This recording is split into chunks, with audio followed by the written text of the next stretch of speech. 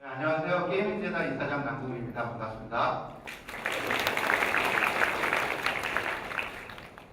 네, 저는 지금 현재 게임인재단이라는 걸 운영하고 있는데요.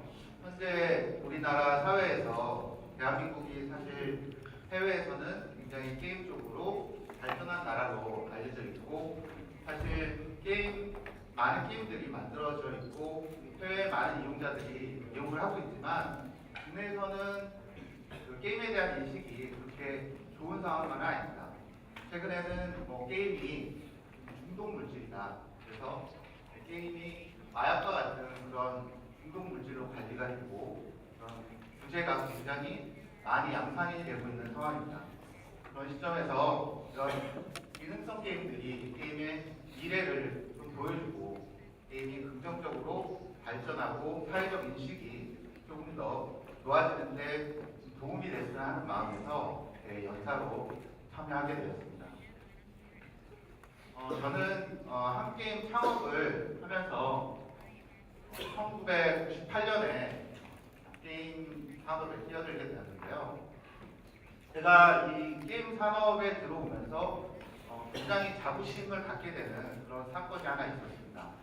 뭐냐면은 제가 게임 서비스를 오픈을 하고 한 달 정도 지났을 때 어떤 고객한테 전화가 왔습니다.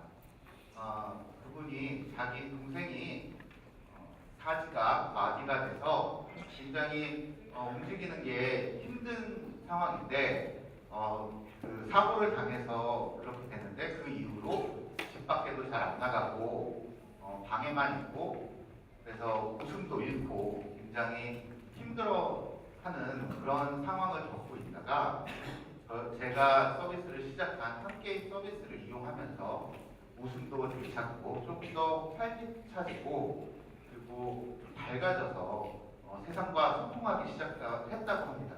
그래서 굉장히 기뻤는데 그분이 한 가지 부탁을 하셨는데 뭐냐면은 동생이 약간 손을 여전히 떠는데 떨면서 마우스를 약간 떠니까 이렇게 뭘 선택을 해야 될 때 이걸 선택해야 되는데 딴 걸 선택하고 그런 상황이 벌어져서 선택을 키보드로도 할 수 있게 변경해달라는 부탁이 같이 왔었습니다. 근데 바로 그 다음날 마우스뿐만 아니라 키보드로도 조작이 가능하게 바꿔주었는데 이때 이 사건이 우리가 게임을 만드는 것이 얼마나 큰 의미를 가질 수 있고 한 사람을 이렇게 폐쇄된 사회 속에 밖으로 나올 수 있게 해주고 한 사람뿐만 아니라 그 가족을 행복하게 해줄 수 있는지 그 게임의 의미에 대해서 굉장히 자부심을 갖게 됐고 그 자부심으로 또 지금까지 이제 게임 산업에 종사하게 되었습니다. 또 한편 지금 게임 관련돼서 많은 이제 법안들이 나오고 셧다운제도 있고 그런데 저는 이런 그 많은 법안들이 조금은 그 편협된 시각에서 이런 법안들이 나오고 있다고 생각을 합니다. 여러분 혹시 그 뿌리 깊은 나무라는 그 드라마를 보셨는데요. 아마 외국에서 오신 분들은 못 보셨을 텐데 이 뿌리 깊은 나무라는 드라마는 한국어인 한글을 창제하신 그 세종대왕님에 대한 그 이야기를 드라마로 하고 있는 그런 드라마입니다. 근데 그 첫 회에 무슨 일이 벌어지냐면은 성균관 유생이 이 한글 창제에 반대를 하면서 투신 자살을 합니다. 한글을 만들면 안 된다. 한글을 만들면 사회 제도가 무너진다. 그러면서 한글 창제의 위험성을 그 자기 온몸을 불살라서 알리고자 투신 자살을 하게 됩니다. 근데 지금 그분이 타임머신을 타고 와서 지금 우리가 쓰고 있는 언어 그리고 그 한글의 우수함을 느끼고 만약 가신다면은 과연 그 시대로 돌아가도 그렇게 허망하게 투신 자살을 하셨을까 하는 생각이 듭니다. 그렇기 때문에 우리가 법안을 만들 때는 미래가 어떻게 될지, 게임 산업의 미래가 어떻게 될지를 알아보는 것이 중요합니다. 그리고 그 게임 산업의 미래가 어떻게 될지를 알아볼 수 있는 그런 기회가 바로 이 굿게임쇼에 있는 것입니다.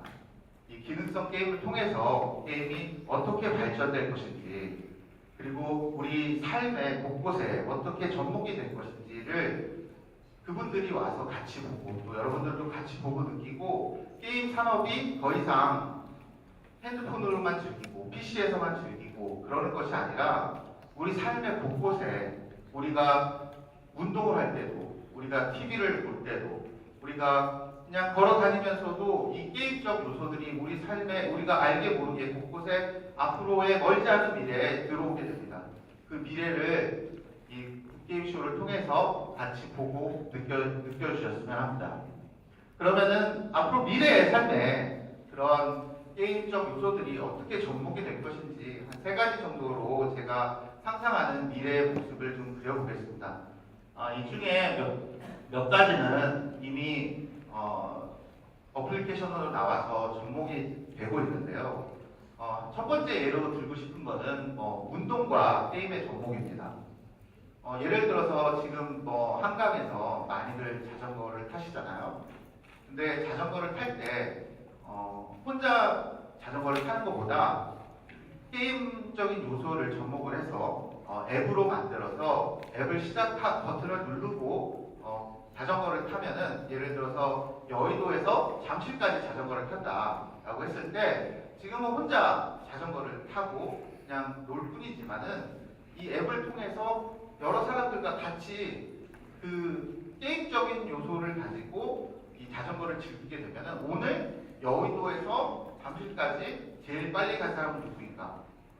오늘 일주일간 여의도에서 잠실까지 제일 빨리 간 사람은 누구인가? 이런 경쟁이 가능해지고 또 그런 것뿐만 아니라 어제의 나를 호출을 할 수 있는 겁니다. 그래서 어제의 나를 불러서 어제의 나와 오늘의 내가 서로 또 경쟁을 할 수 있는 거죠.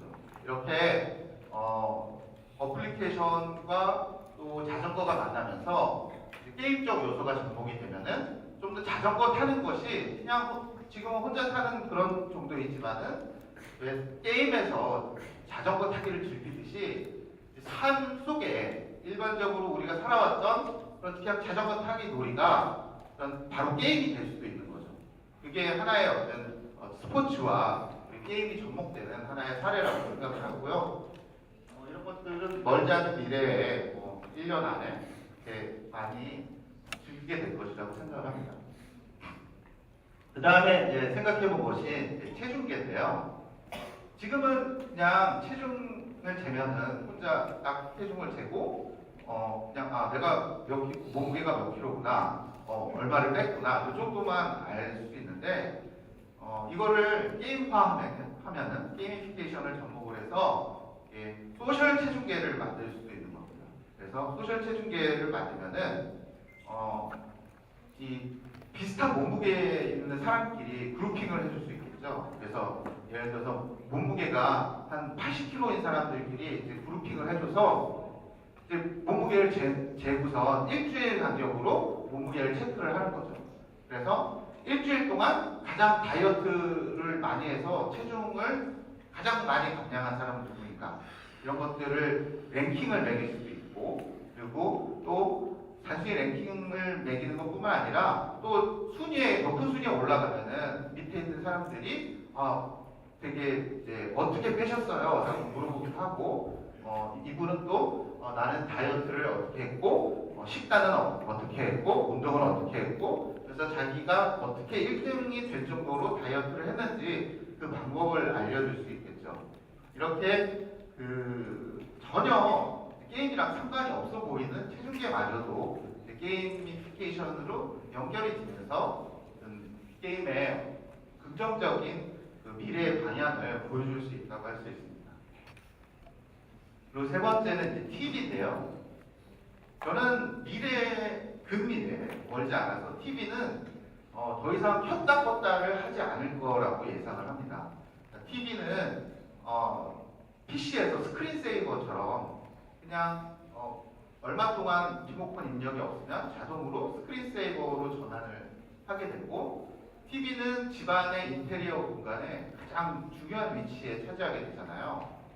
거실의 중앙에 굉장히 좋은 자리에 TV가 이제 놓여지게 되는데 대부분 꺼 있죠. 근데 이게 전원 보급하는 그런 기술이 발달하고 전력 비용이 점점 낮아지면서 TV를 굳이 안 꺼도 되는 상황이 올 거라고 생각을 합니다. 그렇게 되면은 이제 TV가 자동으로 스크린세이버로 전환이 되고 그러면은 TV가 디지털 어항이 되는 거죠.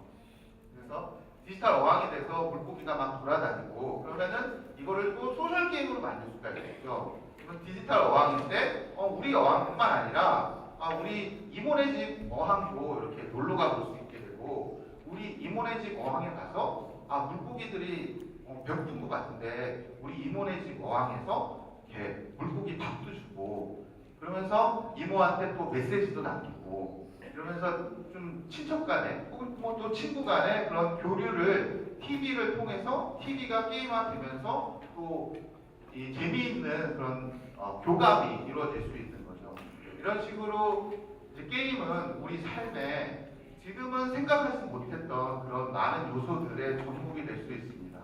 그래서 이런 접목이 되는 것을 통해서 지금 현재 사회에서 게이머들도 사실 이러한 인식이 부족하고 사회에서도 사실 아직 이런 인식이 부족한데 이런 게이미피케이션을 통하면은 지금 상상하는 그런 게임이 아니라 지금은 약간 젊은 세대들의 전유물처럼 느껴지는 그런 게임이 아니라 전 세대가 즐기고 모두가 게임을 하는지 안 하는지 인식조차 크게 못하면서 즐기게 되는 그런 게임의 시대가 올 것으로 생각을 합니다.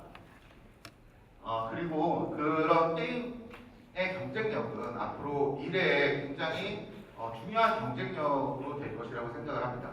지금은 게임이 잘 돼봤자 지금 사회에서 게임 산업만 발전할 수 있는 모습이라고 하면은 미래에서는 게임이 자동차에도 접목이 되고 아까 보셨듯이 TV에도 접목이 되고 자전거에 접목이 되고 체중계에 접목이 되고 어떤 일상생활 속에 접하는 많은 것들에 이 게임이 접목이 되면서 산업 전반에 게임의 기술력, 게임에 대한 이해가, 게임의 기획력이 영향을 미치게 될 것이라고 생각을 합니다.